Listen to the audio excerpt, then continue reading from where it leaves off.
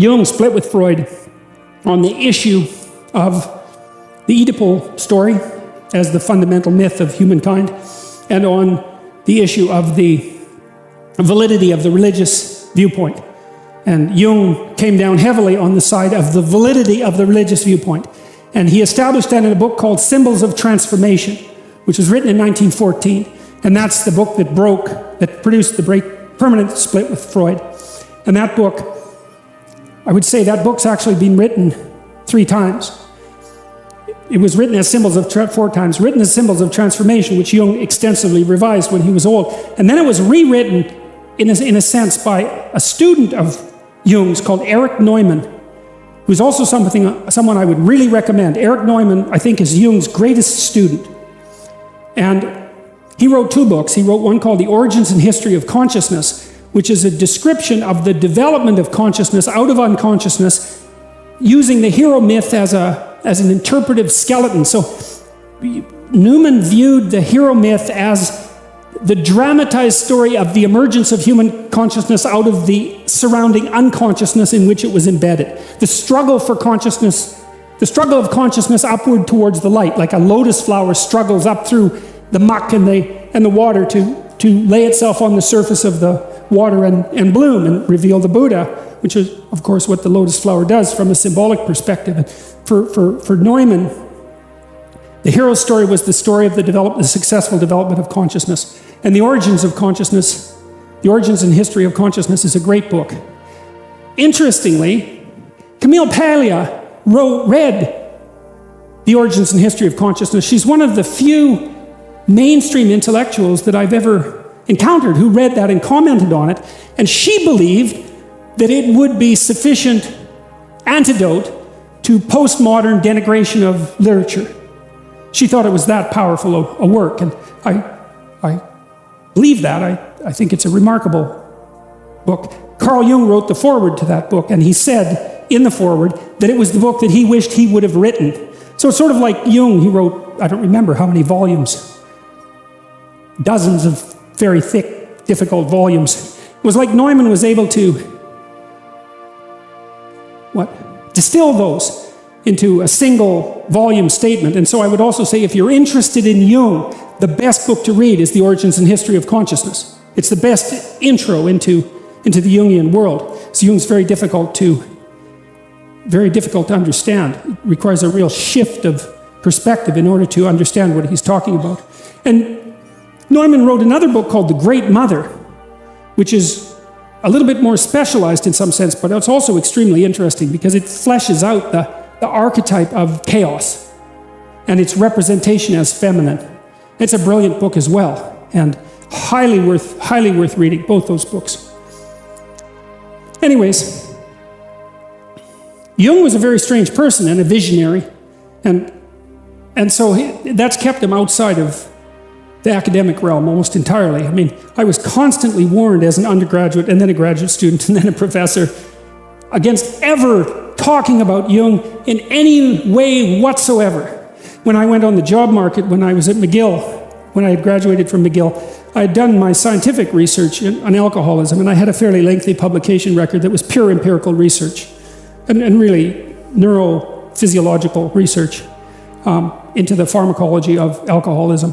And I'd established a reasonably solid dossier of publications, but at the same time I was writing this book that became Maps of Meaning, and so I'd split my time in graduate student school between these two endeavors, one very specifically neurological and pharmacological and really biologically based, and the other very abstract, religious, symbolic, psychoanalytic, the complete opposite, but I could see that the two things overlapped really nicely, and there was a number of scientists at the time that were also drawing the same conclusions, the same relationship between the biology and the psychoanalysis. Jaak Panksepp, who wrote a book called Affective Neuroscience, which is a great classic, is one of those people who saw the relationship between the neurobiology of emotion and motivation and the psychoanalytic insights.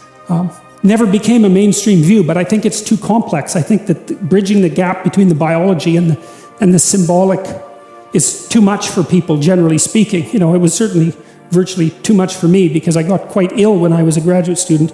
I think, for a variety of reasons. I also would go out and party 3 nights a week, and so that probably had something to do with it. But working on those two things simultaneously was also rather exhausting. Now, Jung was a tremendously insightful clinician, and he was a strange person, introverted visionary, high in introversion, very, very, very, very, very high in openness, off the charts. And also, God only knows what his IQ was. I mean, every time I read Jung, it's like reading Nietzsche. It's terrifying because, he's so damn smart that he can think up answers to questions that you don't even... It's not like you don't understand the answers. It's that you never conceptualized the damn questions. It's really something to read someone like that, right, who says, well, here's a mystery, and you think, wow, I never thought of that as a mystery, and here's the solution. It's like, okay, that's something, and he could read Greek, and he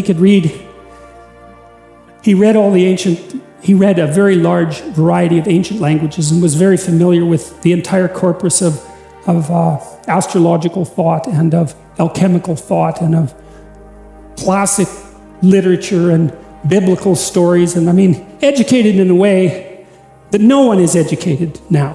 And so he's a very daunting person to encounter and terrifying, absolutely terrifying. His book, Ion, which is the second volume of volume 9, which is the archetypes of the collective unconscious. That damn book is just absolutely terrifying because Jung, he's one of these visionaries who can see way underneath the social structures and look at patterns that are developing in Jung's case, across thousands of years and lays them out. And so that's really something to encounter. Ion is a terrifying book. Anyways, one question might be, well, because I read Jung and I think, how the hell did he know these things? How could he figure these things out? I can't understand how he could possibly know these things. Well, here's a partial answer. Jung was a visionary, and so what that means, as far as I can tell, and we could do a little quick survey here. How many of you think in words? Put up your hands. Do you think in words? Okay, so it looks like. What about pictures? How many of you think in pictures? Okay, so that's interesting. How many of you think, that's about half and half, by the way, probably fewer on the word side. How many of you think in pictures and words?